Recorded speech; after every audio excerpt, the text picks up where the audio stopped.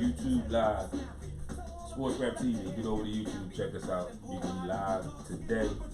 So we're about to get ready. You hear the music in the background, gas space.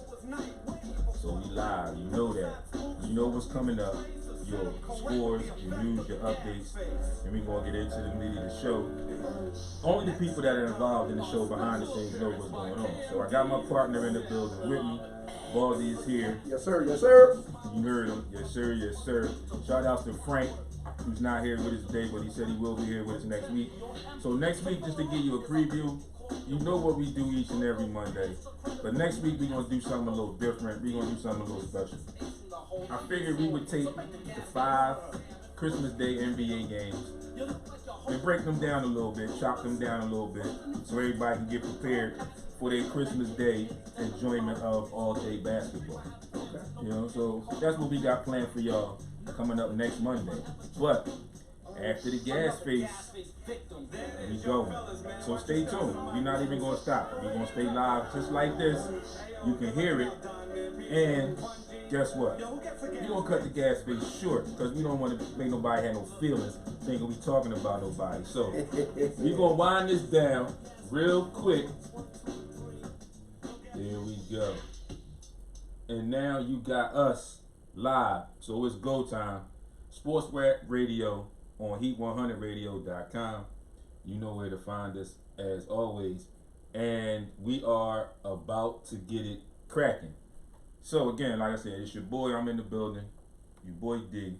Baldy's in here with me. You can see it. Get over to YouTube, SportsRap TV. Check us out. Also, you know how we do. Give you all this information every time at the end and everything, but I'm going to give it to you now. We need you to get over to iHeartRadio. I know y'all got it. I know y'all listen to it. Get over there and favorite the podcast. Give us some support so we can get in the mix and hopefully get nominated for a podcast award in the near future. But nonetheless, you know what it is. It's Monday morning. We are going to get right into it. We're going to give you, as we do, our NBA scores, our NHL scores, and we get into our football scores, and we break down a couple games, and then we got whatever's left, you know, the meat of the show. So we're going to start with the NHL scores today. The Flyers fall to the Jets 7-3. Blackhawks defeat the Wild 5-3. The Red Wings fall to the Kings 4-2. And the Golden Knights beat the Canucks 6-3. Moving on to the NBA. Yeah, one of these scores I kind of don't want to report. But, I mean, we'll talk a little bit about it real quick. But it's the same thing with this team every single time. So, the Magic defeat the Pelicans 130-119. Wow, I got to talk about the Pelicans a little bit too, I think. I got some things to say about them, yeah. Pacers defeat the Hornets 107-85. Our beloved Sixers fall to the Nets by a dub, 89-109. The Lakers defeat the Hawks 101-96. The Nuggets beat the Knicks 111-105. And the Warriors fall to the Kings 100-79. Man, that really sounds strange. Yeah, sounds real. The Warriors fall to the Kings. And they're not saying that the Kings are bad. It's just amazing how 1 year can change that. You just a year. It wasn't even a year. It was a couple months. You know, it was just a couple months. But it just feels strange because for so long they've been so good. They've been so good. Yeah. And now they've hit NBA reality, if you will. Mm-hmm. And it's bad for them right now.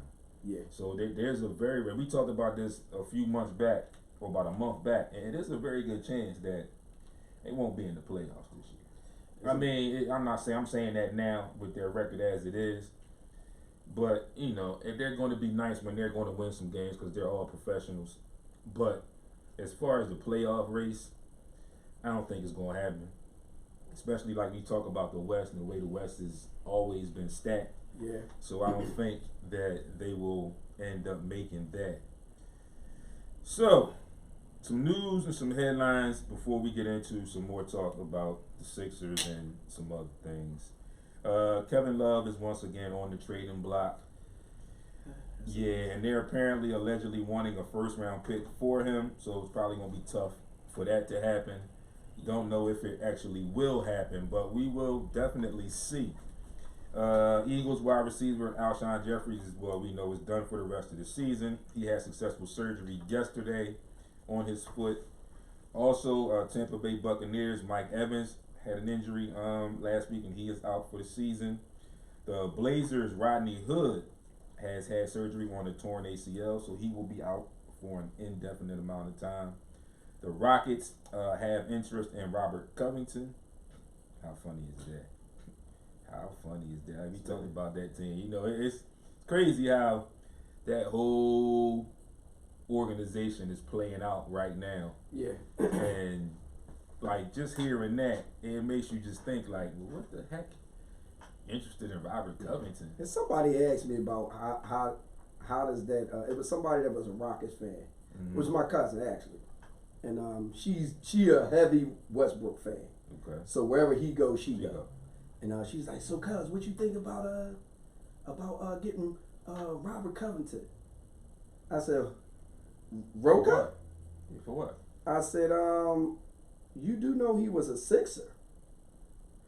She was like, did he? You know, she don't care. All she cares about. Russell Westbrook. I said, listen, for that team to be a shooter, okay, go ahead. Because he doesn't require the ball. I guess they're going to be needing him to eventually start playing some defense. I was about to say, because he's a 3-and-D type of dude. So, like you said, he's not going to set himself up for the shot. Exactly. He's not going to create for himself. So, it's going to be some...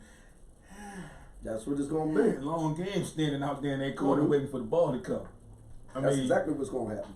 It might have worked if Russie wasn't there. Yeah. You know, because, you know, there are times when teams finally wake up and they start collapsing on Harden or making him drive to the basket a little bit more. Yeah. And then a lot of times he has to kick. So that could have helped if it was just him. Right. But now you got Russie, 2 ball dominant guys. Mm-hmm. So if pretty much, for all intents and purposes, if you ain't wide open, standing under the basket, or we need a 3, your chances of getting the ball are like slim. Oh, he doesn't require much anyway. I mean, so, it could be a good fit. You know what I'm saying? So, but now you're going to put him on. You say him to be the defense, so that means he would be guarding arguably the best offensive player or whoever is hottest on the opposite team. So we talk about in the West, and we take them out. You know, we take the 2 dominant scorers out, Harden and Westbrook, because he will be playing with them. But so he's going to guard LeBron all night. We saw it with our own eyes. On who he can. I mean, listen. At the end of the day, this man is 6'10". He is 6'10". Yeah. So he's a big dude. He's a big dude. Long. He has long arms. He has that length.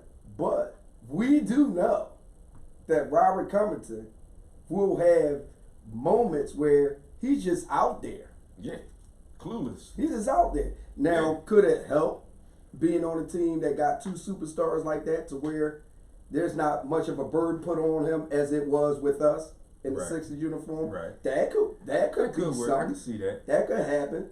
But you're talking about a team that plays no defense. None. And now you want to... He's not a defensive stopper by no means. Not at all. But compared to outside of Capella... Yeah, compared to what else they have? He a superstar compared to what else they got on defense. Yeah, so he's not going to be able to stick a 1 on the perimeter. He's not going to be able to stay in front of a 2. He's going to have to play the small forwards and possibly on a pick and roll or pick and pop. He's going to have to be on the 4. Listen, the identity of that team is to score, not to. They understand now that they got to get stops. Right. Absolutely. If that was the case, you should never got rid of Pat Bev.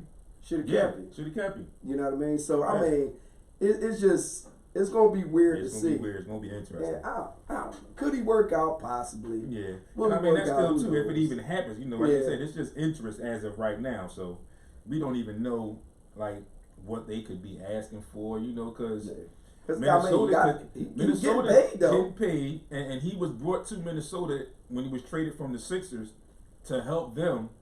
because you see Dario's moved on. Right. You know, and they went together in the package, so Dario's moved on, so they trusted Robert Covington, or they felt more comfortable with Covington than they did overall with Savage. And there's no discredit to Dario Savage of what he can play, but that's just what that team wanted. So of course, if they make that move, automatically I'm thinking they're gonna ask for something. It may not be outrageous, but I think it's gonna be something significant. Yeah, I can agree. There's a lot of controversy over Mike Vick being an honorary captain for the NFL Pro Bowl. Yeah, it's a whole segment. The NFL stands for the non-forgiving league. Yes, the non-forgiving league. According to your offense. Yes. According to your offense is what the NFL will forgive you for. Yes. If you're Ed McCaffrey and this is the 90s and you can be in the pool and give liquor and alcohol to 13-year-old girls and still play 5 years later and nobody talk about it, then the NFL will forgive you. Ben Roethlisberger. Yeah. If you're a quarterback that plays for the Pittsburgh Steelers and you can pull your junk out on a bar table or grab a girl and take her in the bathroom and she runs out and says you raped her, and you play we can forgive 3 weeks later, we can forgive that. If you just happen to be a wide receiver and at 3 o'clock in the morning you are drunk and you get a vehicular homicide, well, the league is forgiving on that. You can come back. Yes, indeed. But you can't be a quarterback of a certain pigmentation and have some dogs rumbling in your crib and you go to jail for it. Noticeably, none of the people I just named went to jail for any other things they did. He went to for over a year. He went to jail. Yeah. Came back. And just to add in there, people don't know, I'm sure you know, when all that went down, he wasn't even there. He wasn't there. He wasn't even there. He wasn't there. But that goes back to the Chris Carter state where he was. Yeah. The laws in different states. Right. He was the owner, so he was liable and responsible. Yeah. And don't get me wrong. I don't want anybody to think that I'm all for what the whole process of what Michael Vick had going on at his house. I'm cool with it. Because I feel like people and animals should have decency amongst their lives.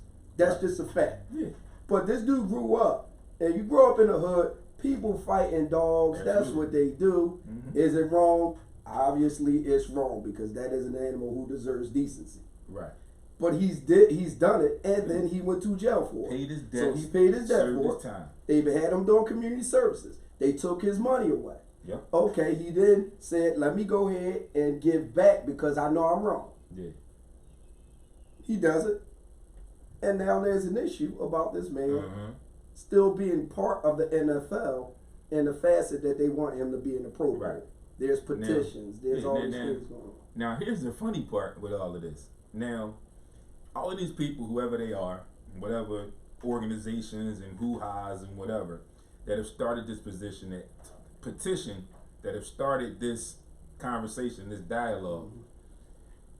And I somewhat applaud Roger Goodell for coming out and stating that I've seen the petitions for and against whatever, he's still going to be an honorary captain. So, on one side of the fence, like I said, I give them kudos and give them a little bit of applause for that, for standing up for Michael Vick, for everything that you just mentioned, Baldy. But also, I look at it as another way for the NFL to slyly and coyly control the narrative. Right. Meaning, this man is on national TV every Sunday. So he's working for the NFL and for a TV station. Right. So it's a double, it's a double there. And we say take the TV station out of it, but he does a purely NFL show. Comes on once a week. So he's working in part with they gotta protect the NFL their product. or not for, mostly for the NFL. So they have to protect that product. And the bad part about it is, like we talked off air last week, he's actually pretty good at what he does talking on air. And a lot of times, guys that former players that go into that realm are pretty good because they know the sport. Right. You know, and that gives them what I think an edge as opposed to just a journalist who was a fan and is working in that realm. You know, not taking anything away from it because that's what I do, but only thing different in most what we do and what is done in the mainstream is they got people to do their research for them. We doing all this. Right. We doing all this. So we are this. You know, so that's why I think sets us apart or separates us from the mainstream, and I love it. But getting back to the point, they want to, like you said, they got to save face. Yeah. Now, you're not going to disgrace this dude that we got on national TV every week. Yeah. Because we're not taking him off TV right now. The ratings is good with him on there. Ratings good. People like him. So we're going to leave that there. We ain't going to touch that. So he's going to be an honorary captain. Whatever y'all think, whatever, he's going to be an honorary captain. So like I said, I kind of applaud the NFL for that. But I also read between the lines, and I see how the possibilities could be both sides of the fence. Yeah, and it is both sides of the fence. And to add to it, and I was just, while you were saying what you just said, something kind of peeked through. And like, you know, understanding that they kind of had to protect Michael Vick in a sense, because if you don't, now there's this thing of like an attack on black quarterbacks, because you already aren't letting one back into the league. Right. And if you don't protect this guy, a guy that did go to jail and serve his time, and he's looking for retribution, he's trying to find his way back. Right. Another black quarterback trying to find his way back. You got to give one of them a chance. Right. You know what I mean? And one, like I said, one went to jail. One has a charge on his jacket. Right. The other just had a stance. Yeah. And he's not back. So how can you even? And you know what's funny that you can't balance that. The way you just explained that just brought up another thought in my head, and I don't like to use the word control, but in layman's terms and to simplify it, to dumb it down, if you will, like you said, they got to protect. So they can pretty much control Mike Vick more than they can control Colin Kaepernick. Yep. Right. You know, and that makes sense. Yeah, that's the key. Right. You know, a lot of people won't think about it like that, and of course, the mainstream media is not going to put this part out to you.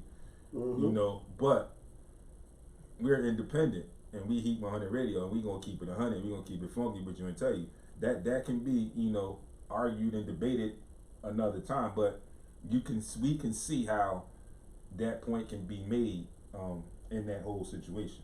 Yeah, and like you said, like, you know, understanding that Roger Goodell has a real tough job to do, by far. I mean, you're talking about 53 players per team times 32 teams. Got over 1,700 players. And at any given moment, you have a situation where there's a player on the team that has done or said something and tells to do something. And you got to be proactive. You know, it's a tough job. Yeah. But when your marquee guys are having issues, now that's the face product. Now that's the bread and butter. Right. The 52nd guy on the team doing some old goofy stuff doesn't mean much. But when you have a top 10 or top 15 guy, okay, now these are franchise guys. We have to find a way. Because now people looking. Because everybody's looking. And now, like you said, you got a guy that's on primetime TV who works for you, who's being attacked. So what are you going to do? You're going to protect the house. Right. Because, like we always say. Yeah, because I'm pulling strings for this man right now. Yes, indeed. That man's on that stage because I'm pulling strings with one hand and I'm counting the numbers on the other hand. Yeah, hey, listen, I'm doing this. Absolutely. Here's the typing. Here's what you read. Yes, indeed. You don't like it? What is he going to do? Mike Vick is not going to. He's not going to go against the grain because he feels like he's back in there. Yeah. Chris Carter. You know what I mean? And Chris Carter, like he said. Situation. Yeah, it's the same thing. Like his whole thing, Chris Carter's whole thing was, you can't bring another guy in here to do what I'm trying to do, and you don't want to pay me more money. Right. So he snapped. Right, you gonna pay him. You about to pay a new dude, not pay So him. why pay me? Why just give me a raise? So he snapped. Yeah. He snapped. And you know, he did what he did, what most jokers would do. He snapped. You know what I mean? Absolutely. And at the end of the day, man, these dudes, man, were warriors on that field, man. And it still has this thing upstairs. Who you talking to? Yep. And there is a professional side of it. It's a personal side of it. Absolutely. But I just think that, like you said, man, they playing both sides and they protecting the product. Yep. Absolutely. Yeah, the Phillies made a signing. They signed Didi Gregorius to a 1-year deal, formerly of the Yankees. So, like, Joe Girardi is beginning to put his thumbprint on this team before it even gets started. So there's been a lot of talk amongst the Phillies and looking at a lot of free agents from the Yankees, which I think would be good because it would help everybody. It would help the remaining players that are here understand the playbook, if you will, or the team scheme from Girardi, and it will give Girardi a comfortability level in transitioning into the Phillies organization with some players that he's comfortable with, that he can trust to bring the rest of the guys along. So I think it will work pretty good. Zion is tentatively set to return or make his debut on December 17th, which is actually tomorrow. So we'll see how that plays out. It's been reported that 10 and maybe even more ex-NFL players are being charged in insurance fraud. Yep. Lisa Leslie is set to get a statue in front of the Staples Center, the first female to get a statue outside the Staples Center. The NBA has projections for games at prisons, which I think is interesting. And I got some stuff that we can probably talk about that a little bit later. The Cleveland Browns apparently want Mr. Kitchens for long term. In the UFC, Kamaru Usman TKO's Colby Covington in the 5th round to retain his welterweight title. The USA wins the President's Cup led by Tiger Woods. And Eric Bledsoe, my boy, James Clark. Shout out to James Clark from Full Court Solutions. That's his boy. Has an injury. He'll be out 2 weeks. And the MLB has reported that they will now allegedly begin testing for opiates due to that plane crash with that pitcher on the team. Yeah. Apparently, it's been reported that there were opiates and other things in his system at the time. And they are apparently also allegedly taking marijuana off the list of substances to be tested for. So I got a question to ask you. So if you play for the Colorado Rockies and so the weed dispensaries that are there that are allowing it to be legal, but you are a resident of Colorado and you are a player for Major League Baseball. How does that correlate? If I play for your team, I'm in the state where this is legal. The law says it's legal. Yeah. Is it the requirements of that team? It's a good question. I'm gonna have to look that up and figure out. I'm just saying. Yeah, I get your point. Yeah, I get your point. Because some gotta happen. Like you can say the same thing for the California teams. Exactly. And now, just recently, you can say the same thing for Washington D.C. team. Yeah. So that's going to be a good topic. Yeah. And that could be the reason why they're taking it off the market. That could be the reason. Yeah, that could very possibly. Over the weekend, Terrence Crawford wins on Saturday. Yep. So that was good news and good stuff. So will Errol Spence fight him now? Listen. That's the question. You know. Is he running? Is he running? Is Errol Spence running for Bud Crawford? Because Bud Crawford been saying, hey, listen, come see me. Crawford's been ready. I'm just saying. You know, Crawford's been ready. Errol Spence has been playing with that envelope. He's been spinning that envelope around. He ain't been trying to push it no way across the table. Yeah. He's standing there spinning like you sit there with your pencil. Yeah. And you twirling your pencil. That's what he was doing, I believe. I like Errol Spence. I like him too. I think Bud is he's like how Michael Nunn was. He's more of a technician. Yeah. He's a far better technician. But I think that Errol Spence, his technical movement in that ring is good too. Yeah. And he's a strong puncher. Yeah, absolutely. So I think that I want to see those two. I want to see those two. Because I almost, and I'm not going to say it, but I'm willing to bet that fight would bring almost Mayweather draw. Oh yeah, because everybody want to see it. Everybody want to see it. Yeah. You know, I mean, there's no doubt it would have to be on pay-per-view. It got to. It would have to be on pay-per-view. It couldn't be just regular HBO, whatever. It would have to be on pay-per-view. And like you said, it would be in very, very high demand because that's what everybody wants to see. Well, I'll tell you one thing, that they had a clip, and the clip was showing the pay-per-view numbers over the last 4 or 5 fights. Mm-hmm. And when they showed the last fight with what's his name? Joshua, the rematch from Joshua. Well, Joshua's fight was slightly lower.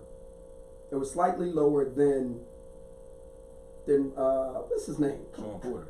No, not the Sean Porter, heavyweights. Doggone. I was running his mouth. Yeah. I'm slipping this dude. Wilder. Deontay Wilder. I don't know how that slipped my mind. Okay, so the Deontay Wilder fight, when they did the numbers, they lost like 15 million. Wow. Because it barely niched 500,000 views. Okay. So because of that, the pocket of it was Deontay Wilder got X, Y, and Z. And then it breaks everything down to the fighting, who watched it, the numbers. Right. And when they did the numbers, it was minus 13. That's not talking about the 7.5 million they gave the contender. So they were almost minus 20 million. They gonna try to make that fight happen. Oh yeah. Because that's going to be the fight that that's going to be that boost. To me, I like Deontay Wilder, but I'm gonna tell you something. The minute that man said he would trash Mike Tyson in his prime, he lost me. You know, he lost. It's funny because he's not fighting anybody with the caliber of heavyweights that was then. That was then, right? You can't name me a guy in this era that are even close to Riddick Bowe in this era. Absolutely. Yeah. I ain't even talking about Lennox Lewis. Nah. I ain't even. I could keep going down the line of heavyweights that was vicious. These dudes is terrible. Yeah.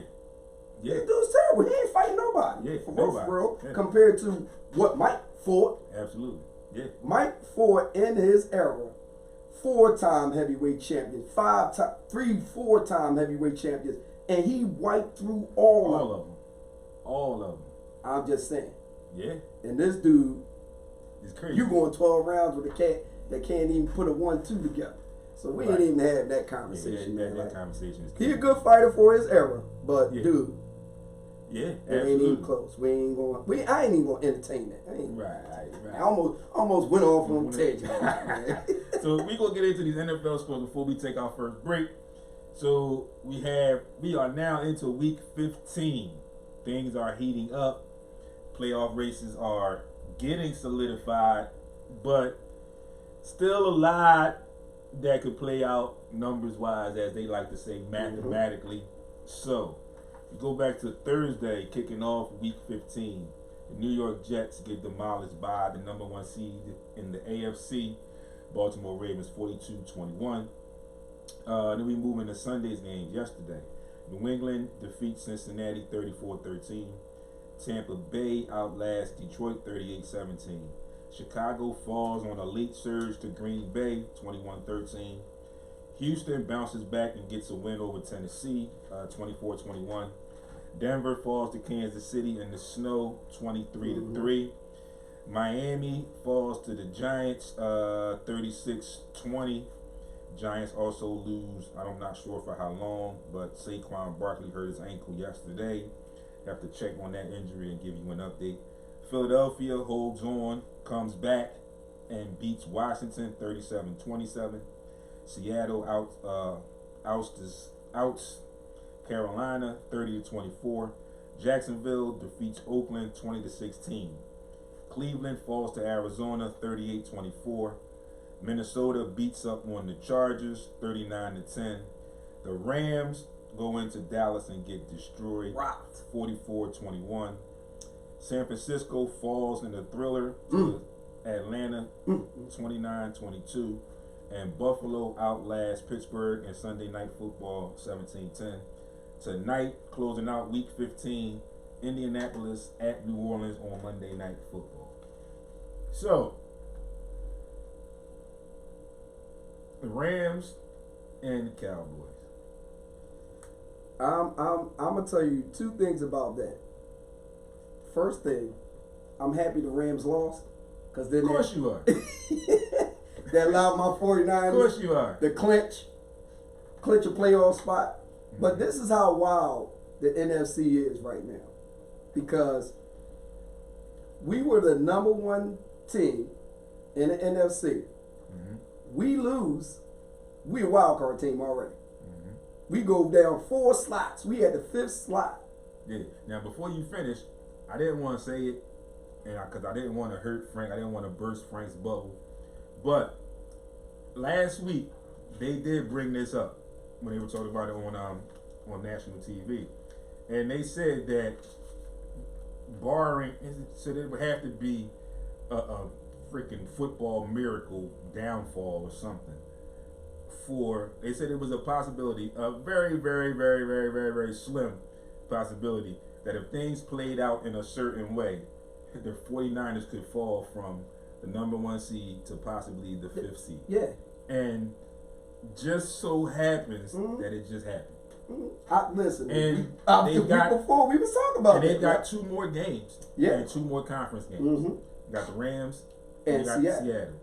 So it's just funny how the football stuff plays out like that, because you don't find that in the other sports. No, you don't. Hey, baseball, you win a division, you win. You win. You get a wild card, you get 1 shot. Mm-hmm. You gotta play that 1 game, you win, you out. Basketball, gotta get there. You gotta get in the top 8. Mm-hmm. You don't get in the top 8, you out. You get tied with somebody in the top 8 in your conference, they beat you 2 out of 3 times. Mm-hmm. See ya, you can go fishing. They're Right. getting in. Exactly. And they could be a worse team just by chance on some given night. Mm-hmm. They beat you, like the night, second end of a back-to-back. Correct. Some low management nights or Mm-hmm. something, and this team is, in essence, playing spoiler, or maybe even not playing spoiler. It could just be, like we said, some low management, and they come in off of 2 days rest, Fresh. and they just looking to get back on the floor and play. Mm-hmm. And like you said, they had one of them nights, and they beat y'all. And you had one of them. And you had one of them nights where y'all can't throw where a chair in the scoop here. Nothing goes right. Nothing goes right. So the football stuff is really crazy, and that's what we said. But yeah, I mean, there's no getting around it, and we go back to what we talked about, week in and week out, about how the NFL did a good job of putting those division games at the end, because you can't rest guys. Right. There's nobody getting rest. It makes for good football. It is. It makes for good football. Down the stretch. And not only does it make for good football, it makes for character building of your team, because your team can't let up. Like right now, the 49ers are 11-3. They're 11-3 and can't rest up. You can't rest up, and we got a lot of guys hurt. But you can't even rest up. You can't do load management. Right. You know what I mean? Right. You can't do it in the NFL. Right. Because there's no room for it. Now there are times during the course of the year where you may rest a guy if a guy's hurt or he's in therapy. You don't want to risk. You want to have him at the end of the year. Crazy part with that is we just go compare NFL and NBA. NBA calls it load management. In the NFL, they have to give an injury report. Right, you have to. Even if you just saying, look, you have to. This team is really, when the 49ers were at their peak, first 3 weeks of the season, got a quarterback that's struggling, coming back off an injury. Let's say they were playing Cam Newton in week 5. Right. He's coming back off an injury. Some point, depending on the records, Ron Rivera at the time could have said, I got to go through the rest of the season. Looking at the division, we could possibly make a run. His defense gets after the quarterback really crazy. Maybe we rest Cam this week and we eat this game because they're not in our they're not in our division. They're in our conference though, but we can get around that. Right. Conference. We got to worry about this division. We still got 4 or 5 division games and we can make up time. You might think, well, I'm gonna rest Cam today. I'm not gonna play him today. Let him watch in case we run into this team down the line. Down the line, He'll have an understanding, right? Some kind of understanding or whatever. We can prepare if we see it better with him seeing it as opposed to being out there. Because everybody knows you see things a lot different from the sideline as opposed to being out on the field playing. But they would have to give an injury report, some type of injury report. Where in the NFL, the NBA, all you got to do is say, "Oh, it's load management." Yeah. So he could just be fucking tired. That's it. In all actuality, he could be drunk and hungover for what we know. Well, from what everybody load management tonight, he not. But from what these veterans who leave the league are now analysts say, yeah, plenty of times the Jokers was on. I needed load management. Plenty of times they was on. And like you said, man, it's just stuff that you can't do in the NFL in terms of how to rest the guy and all that stuff, that there's accountability from that team. There's no accountability on the NBA side of the track. Like, none at all. Nah, he chilling. Look at Pop. Look what Pop did a couple years ago, coming to play the Sixers. He started. He sent dudes home. Hey, y'all ain't even coming. He started. Stay in San Antonio. Enjoy and the that's rodeo. Why you will never hear Pop enjoy the rodeo. About. He ain't coming. He can't complain about the way the league is doing load management. He can't. You started it. He can't. Or even if you didn't start it, you pushed it in that element to where teams copied it and replicated it. You opened that door. Yeah, he definitely opened that door. Unlocked he said, "Look, guys." He opened that door. Yeah, you opened that. Look, this is what could happen. That's what we doing. You can do this. Yeah. Hey, listen, do this and call it load management. We just giving them some rest. That's it.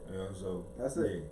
Yeah. And it's crazy. So that's weird and how strange it is. Like you said, an 11-3 team that if the playoffs started today would be a wild card. You got a 7-7 team in the top 4 in the division. And I'm just saying, just up right now, not total. But think about it like this too, Dick. We got 2 games left. The Rams, Seattle. If we lose both those games, and we end up being 11-5, well, the Rams can't catch us. No, because they're at 8. They be 10-6. Right? Because it's 2 left or 3. Because they had a late bye yesterday, but it's 2 games left. Okay, so we had 2. So they would be 1 game under us in the win column. Okay, that puts us above them. But then you have the Vikings that was in the mix. Vikings are in the mix. They in the mix. So I think the lowest that we would probably go is 6. When you was just one. Yeah. You know what I mean? Like that's the weird part about where everybody is up top. If Green Bay lose out. Right. You know what I mean? Like all that changes. Like it's weird. These last 2 games are going to dictate everybody. It's going to dictate that 1 through 5. Yeah. It's going to dictate the 1 through 5, man. And that 1 through 5 is vicious, man. It's going to be tough. It's vicious. Man. Yeah, it's going to be crazy. It's going to be crazy. So, it's funny how things play out. So with that being said, folks, we're going to take our first break. Also want to let you know that Heat 100 Radio Christmas Toy Drive is going on. Currently, you can hit me up on social media. You know where to find me and let me know if you have toys to donate. I will give you information on where you can meet up with me or where you can drop those toys off. The tentative date for the holiday party is Saturday, December 21st. Also, just a quick tidbit, quick reminder that I didn't give you in our scores and updates. My guys, the Camden Monarchs, won their game yesterday, 139-73 over the Central Jersey team. Shout outs and congrats to newly minted head coach Stan Laws, who is now 1-1 as a head coach. And also, their Christmas holiday event is December 23rd at the Camden Croc Center. If you're in Camden, 4:30 p.m., get over there, check my folks out. They got stuff for the kids and support the team, the ABA team, the professional, semi-pro team that is in your own backyard, making some noise. 15th ranked in the NBA overall, ABA overall right now. So they're doing some things. And shout outs to them for that. And you're tuned in to SportsRap, Heat 100 Radio. YouTube, we'll be back in a second. Stay tuned. We'll see you on the other side in just a few.